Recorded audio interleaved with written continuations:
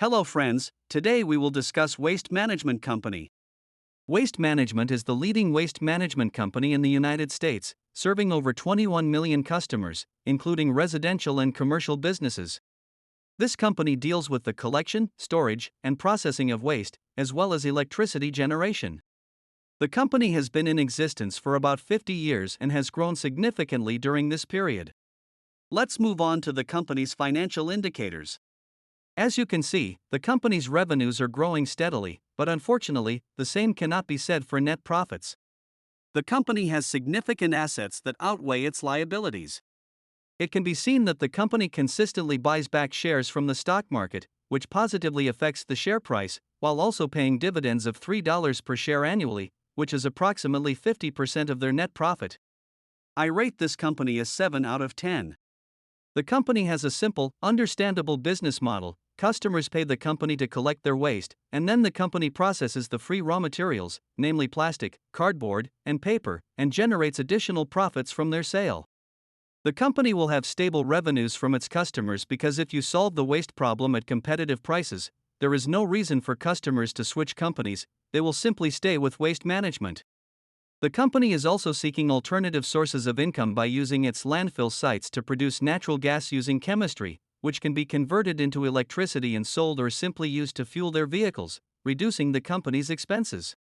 The business faces pressure from the government as they set standards for how waste should be stored and processed, which in turn reduces the company's revenues.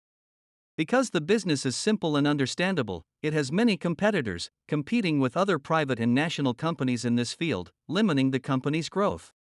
To attract customers, it's not enough to offer a better deal and services, you also need to build landfills and processing plants, and logistics plays a huge role in this business because it makes no sense to drive 100 miles to one customer for one bag of trash.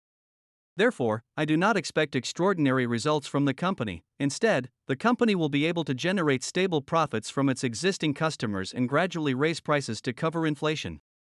In my opinion, this is one of the best businesses to have in your portfolio, and it's certainly a dividend story because the company consistently increases dividends and buys back shares from the stock market.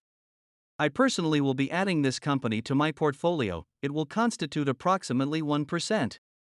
However, I will not buy it now because a market capitalization of $85 billion, in my opinion, is too high. The company has landfills, processing facilities, vehicles, a strong brand, and loyal customers who will bring the company stable profits. I estimate all this at a maximum of $60 billion.